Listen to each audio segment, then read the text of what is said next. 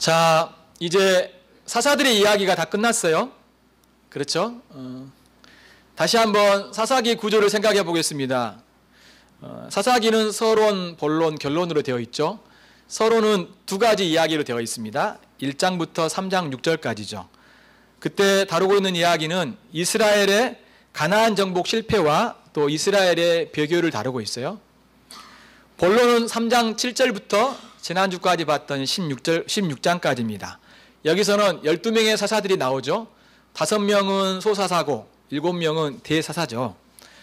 이 이야기에서요, 이 사사들 이야기에서 내용 자체가 사실은 삼손까지 오면서 여러분은 어떤 느낌을 받으셨습니까?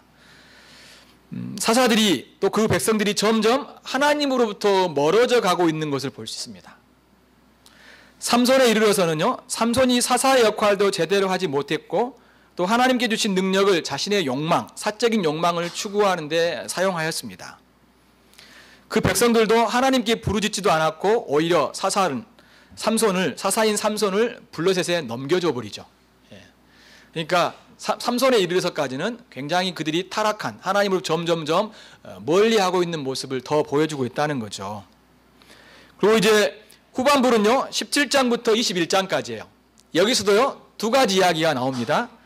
17장, 18장이 첫 번째 결론 부분 이야기고 19장부터 21장까지는 또한 두 번째 결론 부분 이야기예요. 자, 그러면 17장부터 18장까지는 어떤 내용이냐면 미가와 단 지파에 관한 이야기입니다. 특별히 여기서는 이스라엘 백성의 종교적 타락을 다루고 있어요. 그리고 19장부터 21장까지는 한 레위인의 첨 이야기가 나옵니다. 이것은 도덕적 혹은 사회적 타락을 다루고 있다는 거죠. 지금 이야기가 사사로부터 해서 일반 사람으로 옮겨가는 거죠. 그러니까 사사들뿐만 아니라 일반 사람들도, 이스라엘 백성 전체도 하나님으로부터 멀어져 가는 타락한 모습을 여기서 담고 있다는 겁니다. 특별히 이 17장부터 21장까지는 우리가 이 사사기의 중심 구절인 그때에는 이스라엘에 왕이 없었으므로 사람마다 자기 소견에 오를 대로 행하였다라는 이 말이, 이 정확한 문구는 두 번 나와요. 그런데 그때는 이스라엘에 왕이 없다란 말까지 포함하면 총 4번이 나옵니다. 이게 왕이 없어서 그런 일들을 지금 이들이 타락했다는 이야기들을 쭉 이야기하고 있다는 거죠. 여러분, 사사시대는 당연히 왕이 없겠죠. 근데 왕이 없는 것을 당연히 그 시대에 왕이 없었기 때문에 지금 그 이야기 하는 것이 아니라 그들이 왕이 없었기 때문에 자기의 소견에 오를 대로 행하였다는 걸 말해주고 있습니다. 다시 말해서 그들이 하나님을 왕으로 인정하고 그분의 말씀에 순종하기보다 오히려 자신의 생각대로, 자신의 멋대로 살았음을 여기에서 언급해주고 있다는 것입니다. 사사기 후반기에서는요, 이스라엘 백성이 어디까지 타락할 수 있는지, 그러니까 하나님 백성이 어디까지 하나님을 따라할 수 있는지를 언급해주고 있어요. 17장은요, 앞서 이야기한 것처럼 두 단락으로 나눕니다. 1절부터 6절까지는 미가 집안 사람들의 타락을 다루고 있고 7절부터 13절까지는 한 레위 사람의 타락을 다루고 있습니다. 물론 이것이 같이 미가 집안 사람하고 연결이 되어 있죠. 자, 한번 본문을 살펴보도록 하겠습니다. 1절부터 6절입니다. 먼저 1절, 2절 보면요, 에브라임 산지에 미가라는 사람이 있었습니다. 미가의 이름의 뜻은요, 우리가 그 미가 선지자도 있잖아요. 그렇죠? 누가 여호와와 같으냐, 이런 뜻이에요. 그러니까 이 말의 의미는 참 좋은 의미잖아요. 그렇죠? 오직 주님만이 여호와이시다. 어느 누구도 여호와 같지 않다. 그런 이야기잖아요.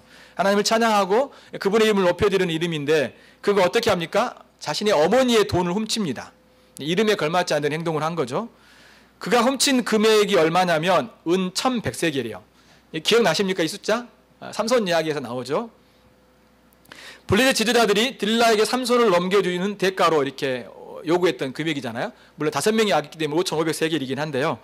상당히 큰 금액이었다는 걸 우리가 배웠습니다. 이 어머니가 굉장히 부자였던 걸 알 수 있겠죠. 미가가 그 어머니에게 돈을 훔쳤다고 이제 말을 하고 돈을 돌려주려고 합니다. 그 이유는 뭐냐면 그의 어머니가 돈을 훔친 사람을 저주하였기 때문입니다.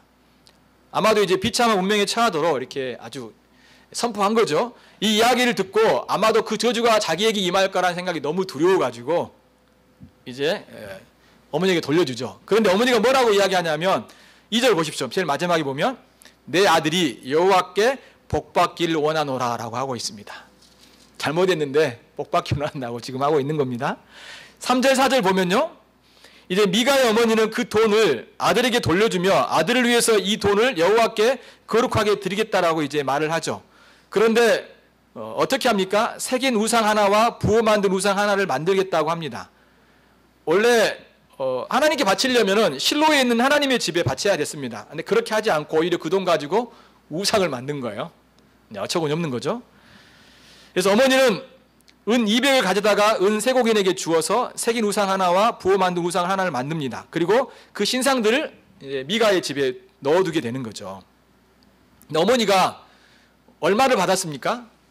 은 1100세겔이잖아요. 그런데 다 주지 않고 어때요? 그 중에 200세겔만 이제 돈을 주고 또 우상을 만들었던 것을 볼 수 있습니다. 아까웠던 모양이죠. 5절과 6절에서는 이제 미가가 개인의 신당이 있다라고 말을 합니다. 5절 6절 보십시오. 그 사람 미가에게 신당이 있었으므로 그가 에봇과 드라빔을 만들고 한 아들을 세워 그의 제사장으로 삼았더라. 그때는 이스라엘의 왕이 없었으므로 사람마다 자기 소견에 오를 대로 행하였다라고 말합니다. 에봇 하면 뭐가 생각납니까? 제사장이 옷이죠. 근데 이 에봇을 이렇게 숭배한 자가 누구였습니까? 사사 중에 기드온이었죠. 기드온. 그렇죠? 예. 그리고 이 드라빔은 아마 생각날 겁니다. 여기서는 이 드라빔은 그냥 쉽게 생각하면 가정에서 섬기는 우상들이라고 생각하시면 돼요. 그러면서 그 중에 한 명의 아들을 제사장으로 삼았어요. 이들이 미가의 집안 사람들은 여호와만 섬기는 것이 아니라 여러 신들도 섬기고 있다는 것을 여기서 말해주고 있죠. 그러면서 자기 아들을 제사장으로 삼아가지고 그 산당을 관리하게 한 것입니다.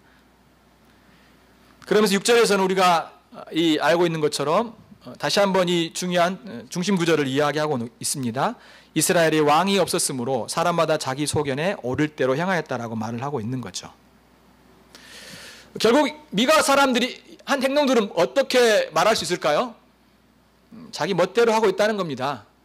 멋대로 하고 있다는 겁니다. 미가는 도둑질을 했죠. 또 어머니 걸 훔쳤습니다. 결국은 8계명을 어기고 5계명도 어겼죠. 그리고 그 어머니와 미가는 우상을 만들고 우상을 숭배했죠. 1계명과 2계명을 어겼습니다. 신당까지 만들었고 멋대로 제사장까지 세웠어요. 제사장은 원래 개인을 위한 제사장은 있을 수 없어요. 이스라엘 백성 전체를 위해서 섬기는 제사장이거든요. 공적인 제사장입니다. 근데 사적인 제사장을 만든 거예요. 이런 모든 행동들은 어때요? 하나님 율법을 다 어긴 것입니다. 하나님 말씀에 순종하기보다 자기 멋대로 행동하고 있다는 거죠. 그 시대의 타락상을 분명히 보여주고 있는 것입니다. 하나님을 왕으로 섬기지 않았기 때문에 그들은 멋대로 행하는 것입니다. 이렇게 그들이 행하는 근본적인 의도는 뭘까요? 물론 하나님을 왕으로 인정하지 않는 면도 있겠고요. 그들은 기복신앙에 빠진 거예요. 그래서 2절에 나왔잖아요. 내 아들아 여호와께 내가 복을 받기 원한다라고 이야기하고 있잖아요. 자식이 잘못했는데도 불구하고 이렇게 복을 빌어주고 있어요.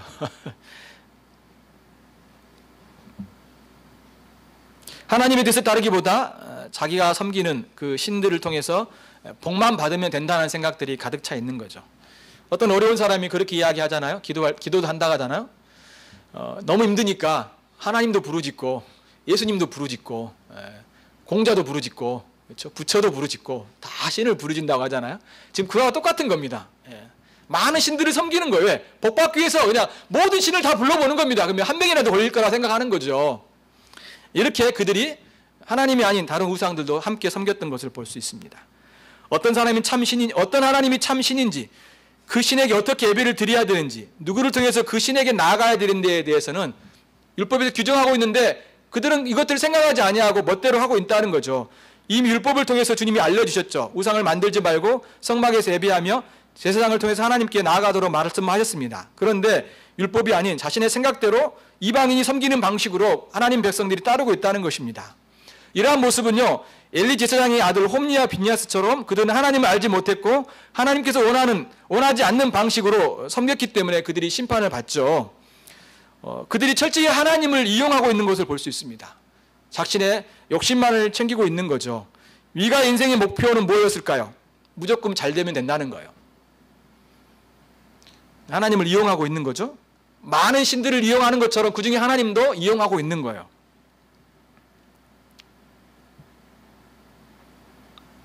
자, 두 번째 단락을 보겠습니다. 이제 7절부터 13절까지입니다. 여기서 이제 한 레위 사람의 타락을 다루고 있어요. 7절, 8절 보면요.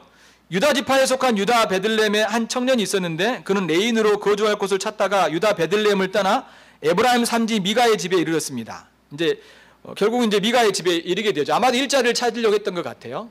아마 이 사람은 유다 지파에 여기서 보면 유다 지파, 레위 지파 어떻게 해서 한 사람이 두 개의 지파를 가질 수 있냐 이렇게 생각할 수 있는데 그거보다도 아마도 이 사람이 레위 지파에 속해 있는데 아마도 유다 지파 안에 그 어떤 지역에 살고 있었던 것 같아요. 여기 베들레헴이라고 말해주고 있는데 거기에 살고 있는 레위 지파의 사람이었던 것이라고 생각할 수 있겠습니다. 자, 9절 10절에서는요.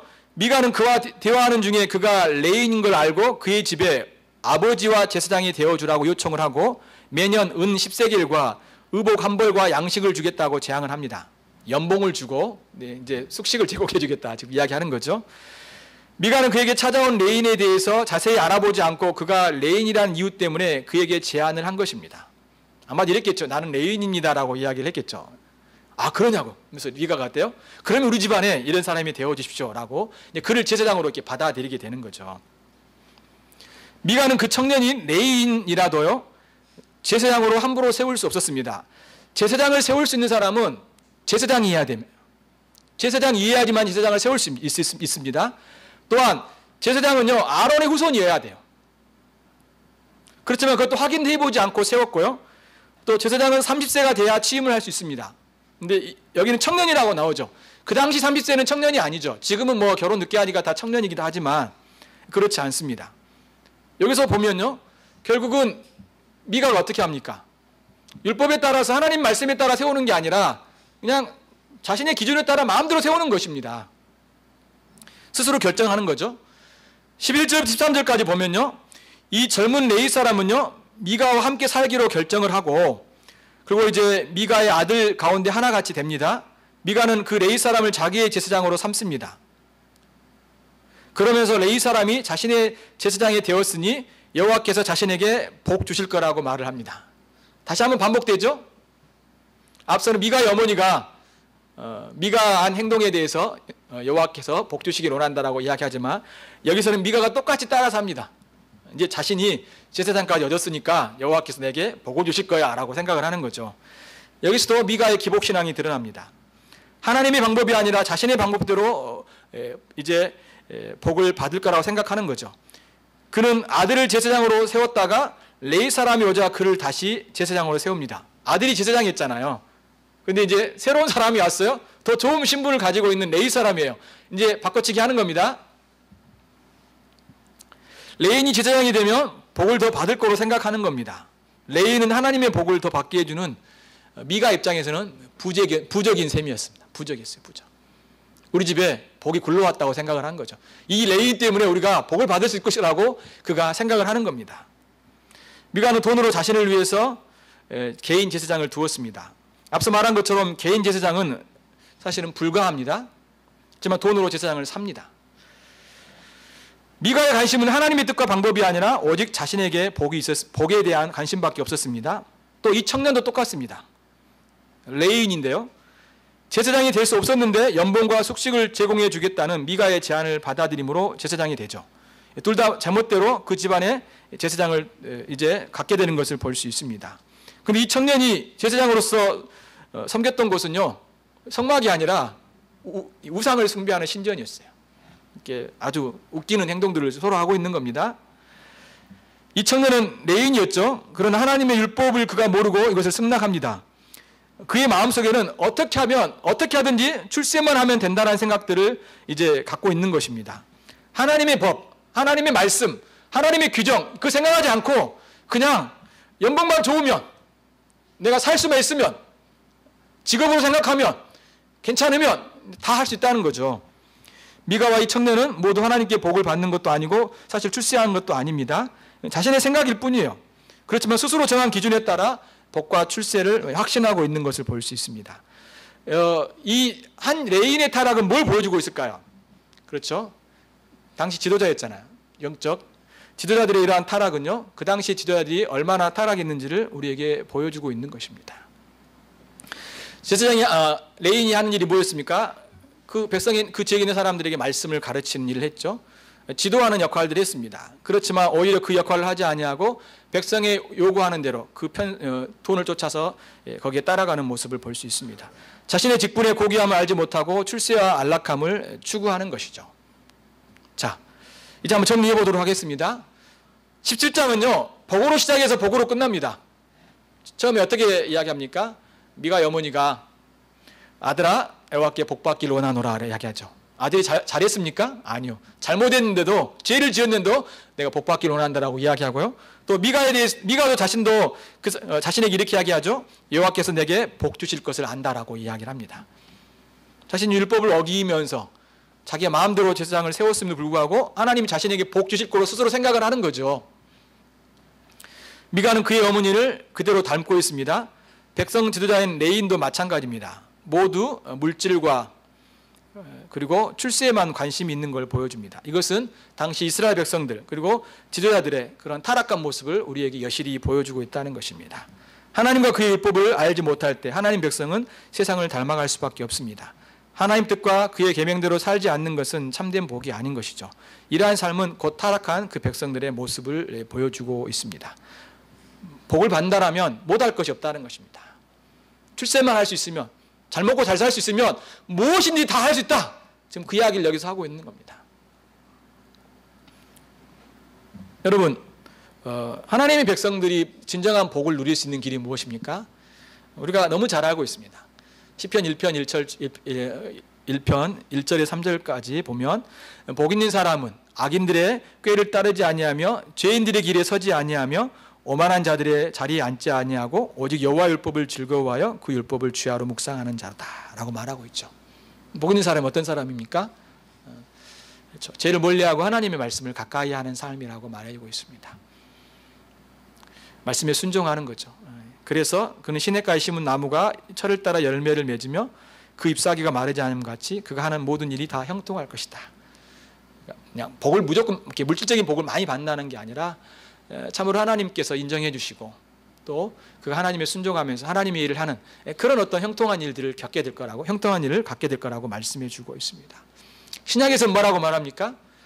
심령이 가난한 자, 마음이 가난한 자는 복이 있고 애통하는 자는 복이 있고 또 온유한 자는 복이 있고 의에 줄이고 목마른 자는 복이 있고 궁일이 여긴 자는 복이 있고 마음이 청결한 자는 복이 있고 화평케 하는 자는 복이 있고 의를 위하여 박해를 받는 자는 복이 있다라고 말합니다. 그렇죠. 사실 이러한 내용들은요, 다 성령의 열매와 중복됩니다. 사랑과 희락과 화평과 오래 참음과 자비와 양성과 충성, 온유와 절제, 이러한 성령의 열매가 바로 여기 있는 복과 연관이 있죠. 그렇죠. 결국 하나님 말씀에 순종하고 그리스도를 닮아갈 때 진정한 복을 누릴 수 있다는 거죠. 그렇지만 이 사사기 17장에서는 그렇지 않았죠. 그들이 자신이 원하는 대로, 자신이 옳을 대로, 자신의 생각대로, 자신의 뜻대로, 자신이 하고 싶은 대로 다 했던 것을 봅니다. 그러면서 복과 출세를 기대하며 살아가고 오히려 하나님을 이용하고 그걸 통해서 뭔가를 얻으려고 하고 있는 모습을 볼 수 있습니다. 이것은 바로 타락한 시대, 하나님을 떠난 시대의 그런 자기 백성들의 모습을 우리에게 보여주고 있는 것입니다. 우리 시대 혹은 또 우리 자신들 한번 볼 필요가 있는 거죠. 저는 우리 시대가 그런 부분에서 많은 이런 영향력들을 받고 있다라고 저는 봅니다.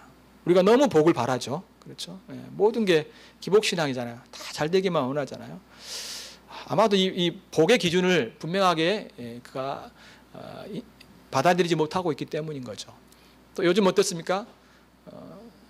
다 누구나 다 이렇게 많은 사람들이 이렇게 목회자가 되려고 해요. 그렇죠. 뭐 잠깐 공부하고 안수받고 여자들은 쉽게 목회자가 되잖아요. 하나님의 부르심이 있어야 되고 분명하게 일정한 기간 동안 공부를 해야 돼요. 훈련을 받아야 되는 거예요. 그렇죠. 그렇지 않고 뭐 단시간 내 1년, 뭐 6개월, 그렇죠. 뭐 부르심도 어떻게 사실은 우리가 어때요? 그걸 확인할 길도 없어요. 확인을 해야 되는데 자신이 기도했더니 하나님 이 길을 가라겠다라고 말하고 그게 부르심이라고 생각하는 것 같아요. 부르심은 내가 이렇게 확신을, 개인적인 부르심도 있지만 사실은 그것도 공적인 것으로 확인될 수 있는 거죠. 하나님 정말 부르셨다는 걸 확인할 수 있는 거예요. 왜냐하면 주님 우리를 구원하셨을 때 부르셨을 때 믿음을 통해서 드러나거든요. 그것처럼 하나님이 그자를 목회자를 통해서 목회자로 부르셨다는 것은 개인이 하나님 앞에 인도를 받은 것뿐만 아니라 그러한 삶의 모습 속에서 그가 하나님 부르셨다는 것을 볼 수 있는 거죠. 예. 충분히 공부를 해야 되고 준비를 해야 돼요. 하나님 말씀을 다루기 때문에. 왜냐하면 성경 자체가 원어로 되어 있고 또 이것들이 많은 역사적인 배경을 갖고 있고 신학적인 어떤 공부를 해야지만이 성경을 이해할 수 있는 부분 때문에 충분하게 공부하지 않으면 안 돼요. 3년 동안도 사실은 불가능한 겁니다. 충분히 준비를 해야 돼요. 충분히 준비를 해야 되는데 그런 어떤 충분한 훈련 없이 공부 없이 이렇게 쉽게 목회자가 되어 사람들에게 복을 빌어주고 이렇게 하는 그런 어떤 행동들을 하는 거 보면 우리 시대도 얼마나 이런 개인적인 제사장처럼 정말로 이것들을 난무하고 있는지, 그것은 이 시대가 하나님을 추구하기보다 그의 말씀을 추구하기보다 오히려 세상의 복을 추구하고 있는 그런 어떤 기복신앙과 출세에 온전히 빠져있는 그런 영적인 상태를 보여주고 있다는 것이죠. 조심해야 됩니다. 조심해야 되기 때문에 우리가 이 일에 경계심을 갖고 다시 한번 우리가 더 하나님 말씀 앞에 온전히 따라가는 그런 우리의 신앙이 되었으면 합니다. 같이 기도하십시다. 이 말씀 생각하면서 같이 기도하십시다. 여러분, 어쩜 우리가 하나님 말씀대로 살아가는 것이 지겨울 수도 있겠고 어쩌면 반복되기 때문에 뭐랄까요, 좀 우리 안에 어떤 게으름들이 있을 수도 있을 것입니다. 그렇지만 분명한 것은 정말 우리가 하나님과 동행하고 또 하나님의 놀라운 은혜와 복 가운데 거하는 삶을 살아가는 것은 그의 말씀에 순종하고 그분이 우리에게 가르쳐주신 그 규범에 따라 살아가는 삶을 살아가는 것이 참된 복이고 또 주님 안에 주시는 안식인 것을 기억하십시다. 혹시나 우리 안에 하나님의 말씀과 그 말씀의 뜻에 따라 살아가기보다 우리가 다른 목적과 다른 생각으로 하나님을 이용하고 또 우리의 목적과 우리의 삶의 방향이 다른 곳에 빠져 있다라면 그런 것으로부터 우리가 벗어나고 또 하나님 은혜를 구하는 우리 자신들이 되었으면 합니다. 같이 기도하는 시간들을 갖겠습니다. 함께 기도하겠습니다.